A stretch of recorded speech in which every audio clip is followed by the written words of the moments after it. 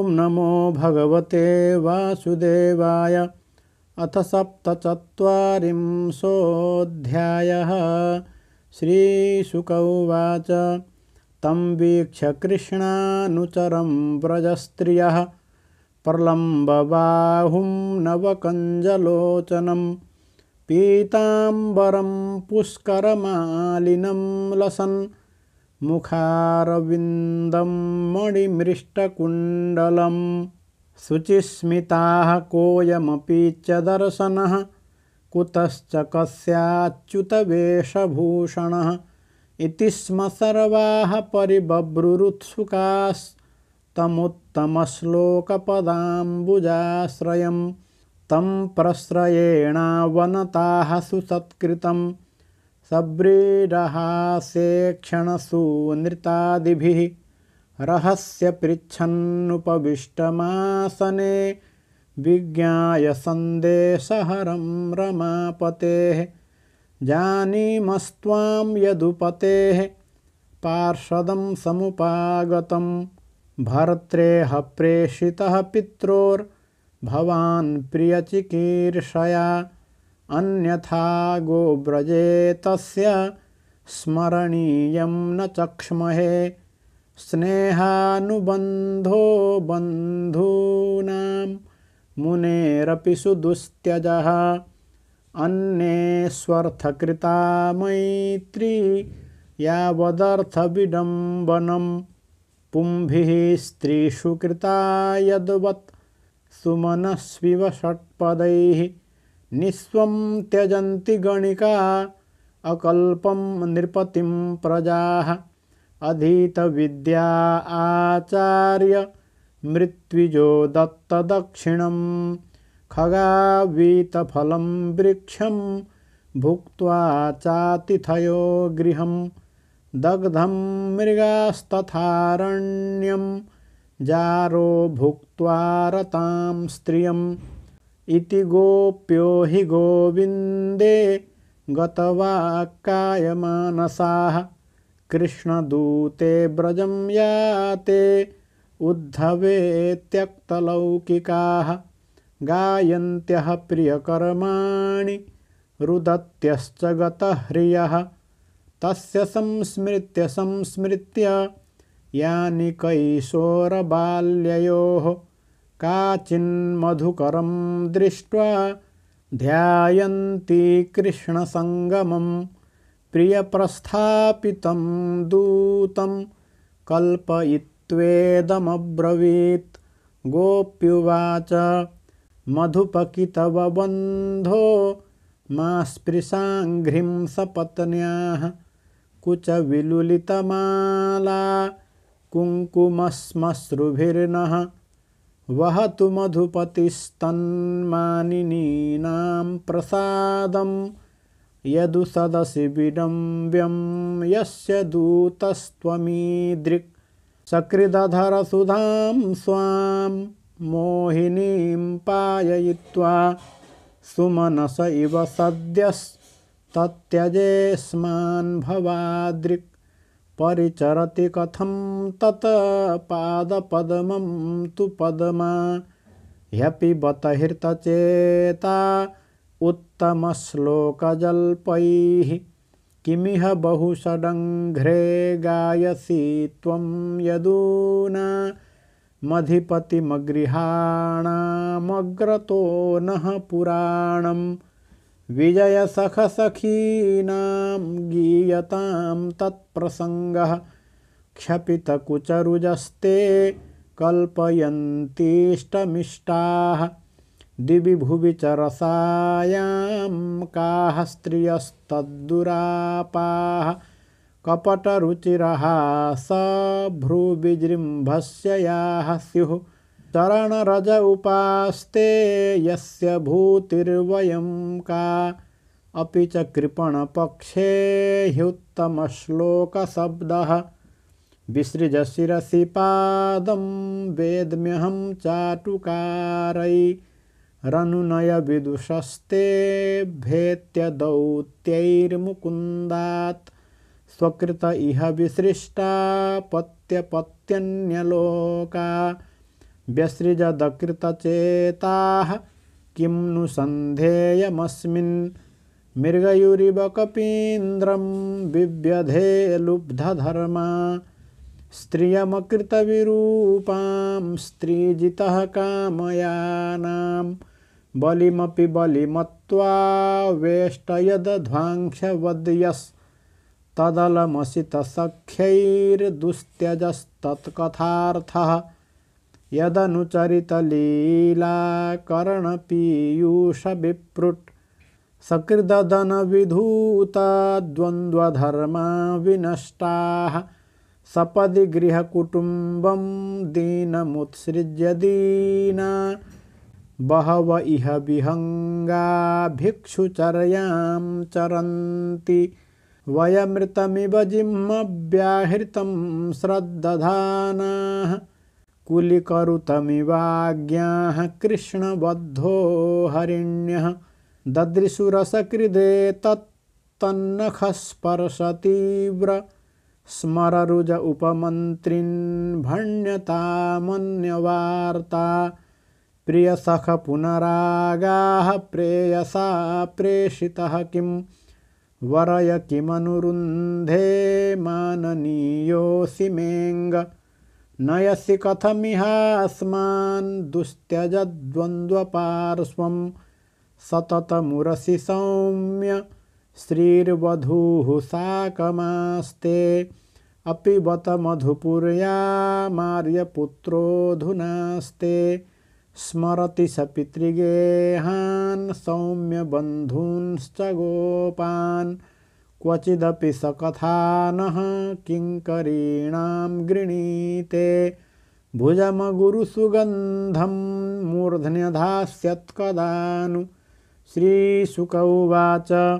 अथोद्धवो निशम्यैवं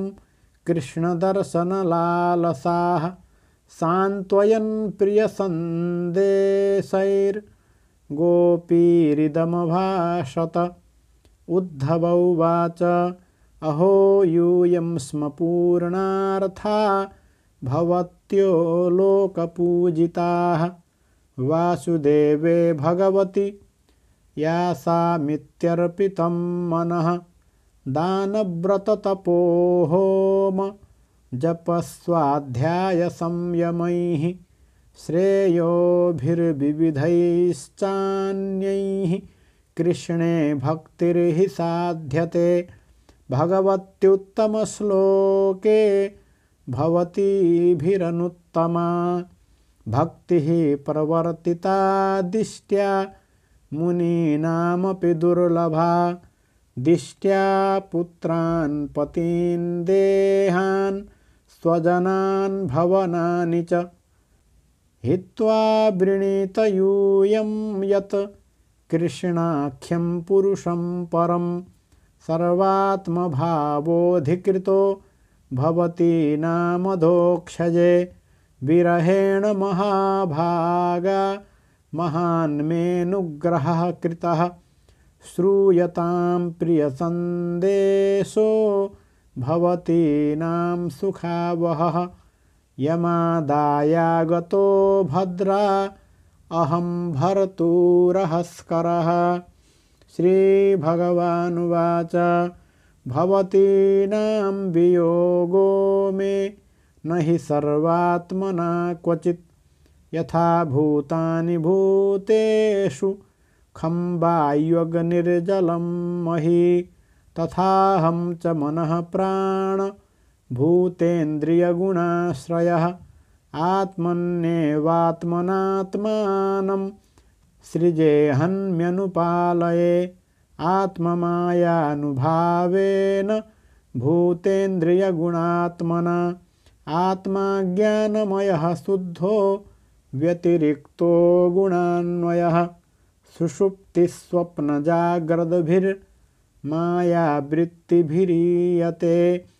येनेन्द्रियार्थान् ध्यायेत मृषा स्वप्नवदुत्थितः तन्निरुन्ध्यादिन्द्रियाणि विनिद्रः प्रत्यपद्यत एतदन्तः समाम्नायो योगः सांख्यं मनीषिणां त्यागस्तपोदमः सत्यं समुद्रान्ता इवापगाः यत्त्वहं भवतीनां वै दूरे वर्ते प्रियो दृशां मनसः सन्निकर्षार्थं मदनुध्यानकाम्यया यथा दूरचरे प्रेष्ठे मन आविश्य वर्तते स्त्रीणां च न तथा चेतः सन्निकृष्टे क्षिगोचरे मय्यावेश्य मनः कृत्स्नं विमुक्ता शेषवृत्तियत् अनुस्मरन्त्यो मां नित्यमचिरान् मामुपैष्यथ या मया क्रीडता रात्र्यां वनेऽस्मिन् व्रजास्थिताः अलब्धरासाः कल्याण्यो मापुर्मद्वीर्यचिन्तया श्रीशुक उवाच एवं प्रियतमादिष्ट माकर्ण्यव्रजयोषितः ता ऊचुरुद्धवं प्रीतास्तत्सन्देशागतस्मृतिः गोप्यौचुः दिष्ट्या हितो हतः कंसो यदूनां सानुगोघकृत् दिष्ट्याप्तैर्लब्धसर्वार्थैः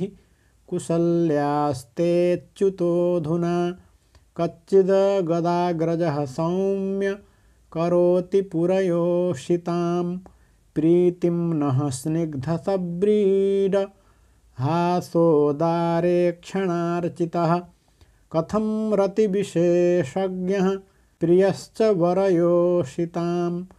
नानुबध्येत तद्वाक्यैर्विभ्रमैश्चानुभाजितः अपि स्मरति नः साधो गोविन्दः प्रस्तुते क्वचित् गोष्ठीमध्ये पुरस्त्रीणां ग्राम्याः स्वैरकथान्तरे ताः किं निशाः स्मरति यासु तदा प्रियाभिर्वृन्दावने कुमुदकुन्दशशाङ्करं मे रेमे क्वणच्चरणनूपुररासगोष्ठ्या मस्माभिरीडितमनोज्ञकथः कदाचित् अप्येष्यतीह दासार्हस्तप्ताः स्वकृतया शुचा सञ्जीवयन्नुनो गात्रैर्यथेन्द्रो वनमम्बुदैः कस्मात् कृष्ण इहायाति प्राप्तराज्यो हताहितः नरेन्द्रकन्या उद्वाह्य प्रीतः सर्वसुहृद्वृतः किमस्माभिर्वनौकोभिरन्याभिर्वा महात्मनः श्रीपतेराप्तकामस्य क्रियेतार्थः कृतात्मनः परं सौख्यं हि नैरास्यं स्वैरिण्यप्याह पिङ्गला तज्जानतीनां नः कृष्णे तथाप्यासा दुरत्यया कौत्सहेत सन्त्यक्तुमुत्तमश्लोकसंविदम् अनिच्छतोऽपि यस्य श्रीरङ्गान्नच्यवते क्वचित् सरिच्छैलवनोद्देशा गावो वेणुरवायिमे सङ्कर्षणसहायेन कृष्णेनाचरिताः प्रभो पुनः पुनः स्मारयन्ति नन्दगोपसुतं बत श्रीनिकेतैस्तत्पदकैर्विस्मर्तुं नैव शक्नुमः गत्या ललितयोदार हासलीलावलोकनैः माधव्या गिराहृतधियः कथं तं विस्मरामहे हे नाथ हे रमानाथ व्रजनाथार्तिनाशन मग्नमुद्धर गोविन्द गोकुलं वृजिनार्णवात् श्रीशुक उवाच ततस्ताः कृष्णसन्देशैर्व्यपेतविरहज्वराः उद्धवं पूजयाञ्चक्रुर ज्ञात्वात्मानमधोक्षजम् उवासकति चिन्मासान् गोपीनां विनुदञ्छुचः कृष्णलीलाकथां गायन् रमयामास गोकुलं यावन्त्यहानिनन्दस्य व्रजेवात्सीत् स उद्धवः व्रजौकसां क्षणप्रायाण्यासन् कृष्णस्य वार्तया सरिद्वनगिरिद्रोणीर्वीक्षन् कुसुमितान् द्रुमान् कृष्णं संस्मारयन् रेमे हरिदासो व्रजौकसां दृष्ट्वैवमादिगोपीनां कृष्णावेशात्मविक्लवम् उद्धवः परमप्रीतस्तानमस्यन्निदं जगौ एताः परं तनुभृतो भुवि गोपवद्धो गोविन्द एव निखिलात्मनिरूढभावाः वाञ्छन्ति यद्भवभियो मुनयो वयं च किं ब्रह्मजन्मभिरनन्तकथारसस्य क्वेमाः स्त्रियो वनचरीर्व्यभिचारदुष्टाः कृष्णे क्व चैष परमात्मनिरूढभावः नन्वीश्वरोऽनुभजतो विदुषोऽपि साक्षात् श्रेयस्तनोत्यगदराजैवोपयुक्तः नायं श्रियोऽङ्ग उनितान्तरतेः प्रसादः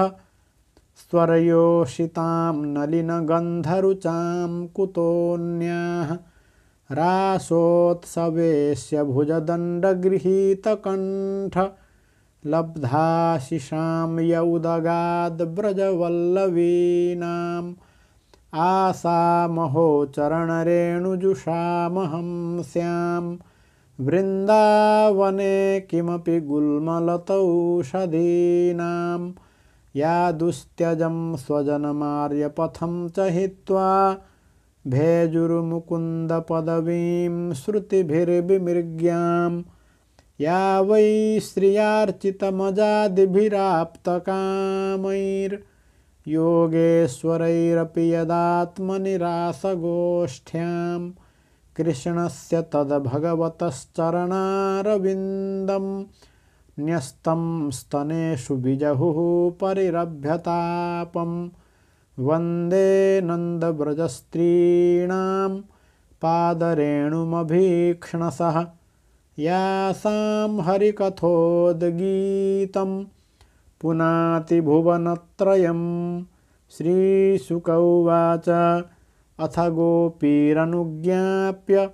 यशोदां नन्दमेव च गोपानामन्त्र्यदासार्हो यास्यन्नारुरुहे रथं तं निर्गतं समासाद्य नानोपायनपाणयः